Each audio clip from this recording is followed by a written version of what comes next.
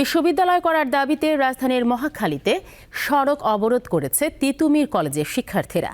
এতে মহাখালী গুলশান সড়কে যান চলাচল বন্ধ রয়েছে। এর প্রভাবে মহাখালীর আশপাশের বিশেষ করে বিমানবন্দর সড়কে তীব্র যানজট দেখা দিয়েছে। এ যানজট তেজগাঁও এলাকায়ও ছড়িয়ে পড়েছে। দাবি পূরণে প্রশাসনের সুনির্দিষ্ট ঘোষণা না আসা পর্যন্ত আন্দোলন চালানোর ঘোষণা দিয়েছে তিতুমীর কলেজের শিক্ষার্থীরা। ঢাকা বিশ্ববিদ্যালয় থেকে ঢাকার সরকারি 7টি কলেজের অধিভুক্তি বাতিল দাবির মধ্যেই স্বতন্ত্র বিশ্ববিদ্যালয় করার দাবি তোলে তিতুমীর কলেজের শিক্ষার্থীরা। সম্প্রতি ঢাকা বিশ্ববিদ্যালয় থেকে সরকারি 7টি কলেজের অধিভুক্তি বাতিল হলেও তাদের পরিচালনার বিষয়ে কোনো সিদ্ধান্ত নেয়নি সরকার।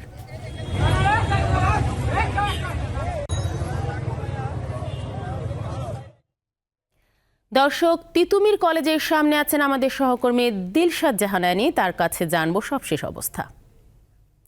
অ্যানি, সড়ক অবরোধ তুলে নিতে শিক্ষার্থীদের সাথে প্রশাসনের কেউ কথা বলেছে কিনা, পাশাপাশি জানাবেন তেজগাঁও গুলশান এর আশপাশের সব সড়কে তীব্র যানজট দেখা দিয়েছে। এই মুহূর্তে জনভোগান্তি কেমন দেখছেন সেখানে আপনি? তা নিয়ে আপনি যেমনটা বলেছেন যে আজকে সকাল 10:30টায় থেকেই কিন্তু তিতুমীর কলেজের সামনের যে সড়কটি রয়েছে সেখানে তিতুমীর কলেজের শিক্ষার্থীরা তিতুমীর কলেজকে বিশ্ববিদ্যালয় করার দাবিতে কিন্তু আমরণ অনশনের যে কর্মসূচি সেটি পালন করছে। তো এর প্রেক্ষিতে কিন্তু গুলশান, বনানী, তেজগাঁ সহ যে আশপাশের যে সড়কগুলো আছে, বিমানবন্দরের যে ব্যস্ততম সড়ক, প্রত্যেকটি সড়কটিতে আমরা দেখেছি যে তীব্র যানজটের সৃষ্টি হয়েছে। মানুষ পায়ে হেঁটে গন্তব্যে যাচ্ছেন। আর আপনি যেটা বলেছেন যে এ বিষয়ে শিক্ষার্থীদের সাথে প্রশাসনের কোনো কথা হয়েছে কিনা, শিক্ষার্থীরা কিছুক্ষণ আগেই ব্রিফিং করেছেন। সেই ব্রিফিংয়ে আমাদেরকে জানিয়েছেন যে তাদের সাথে প্রশাসনের কেউ এখন পর্যন্ত কোনো কথা বলেনি। আর তারা যখন আন্দোলন শুরু করেছিলেন তখন কিন্তু তারা স্মারকলিপি জমা দিয়েছিলেন প্রধান উপদেষ্টা বরাবর, এবং তখন কিন্তু একটি কমিটি গঠন করা হয়েছিল এবং আশ্বাস দেওয়া হয়েছিল যে তিতুমীর কলেজকে বিশ্ববিদ্যালয় করা হবে। কিন্তু সেই আশ্বাস এখনো বাস্তবায়ন হয়নি।